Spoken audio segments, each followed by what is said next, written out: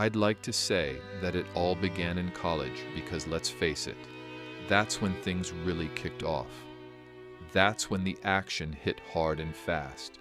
The point where life went from mundane to something else entirely. But here's the thing. When you finally grasp what's actually happening, when you pull back the veil and see the machinery grinding away behind the scenes, you realize it didn't start there. It never does. It starts right from the beginning, long before you ever noticed it. Movies, books, games, they're not just distractions or entertainment.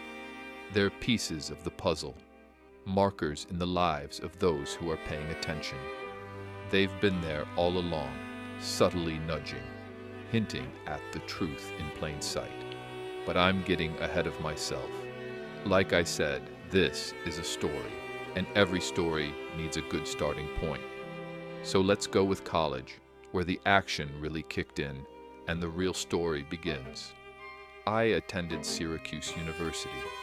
The year was 1999, on the cusp of a new millennium, and man, did it feel like the world was teetering on the edge of something big. Y2K was the headline grabber that year, with people losing their minds over the idea that computers were going to self-destruct when the clocks reset to 00. It was all supposed to be the end of civilization or something close to it. As you can probably guess, it turned into a big fat nothing. We're still here, after all. But for me, 1999 was anything but uneventful. That first semester at Syracuse, I partied my way straight into a 1.9 GPA. Yeah, I know, stellar performance. When I came home for Christmas break, my dad, a fellow Syracuse alum, was, let's just say, less than impressed doesn't even begin to cover it. I wasn't grounded in the usual teenage sense. No, my father had his own brand of academic probation. I had one shot. If my grades didn't go back up in the spring semester, I wouldn't be returning for sophomore year. And believe me, the man wasn't bluffing. So there I was, staring down the barrel of a decision. Keep coasting through, or actually get my act together. I bet you can guess which one I chose, but trust me, it wasn't as simple as flipping a switch. Something changed that year, something far bigger than just my GPA. But we'll get to that.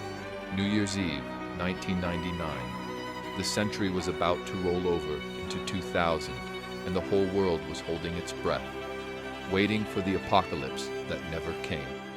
Why 2K? A total dud. No planes fell out of the sky, no computers exploded, just the ball dropping in Times Square, the same as it did every year. I sighed, sitting there, alone in my bedroom, grounded, watching the whole non-event unfold on TV. 18 years old, stuck at home, ringing in the new millennium by myself. Syracuse was so much more fun than this. I missed it. The chaos, the freedom, the endless parties. At Syracuse, it didn't matter that I wasn't old enough to hit the bars or clubs. There was always a house party, a frat party, something to do, somewhere to be. But here, it was dead. With a groan, I dragged myself over to my desk and fired up my computer, hoping for some kind of distraction. My instant messenger flickered to life, the familiar chime echoing in the empty room. Only one name was lit up: Eddie Chang.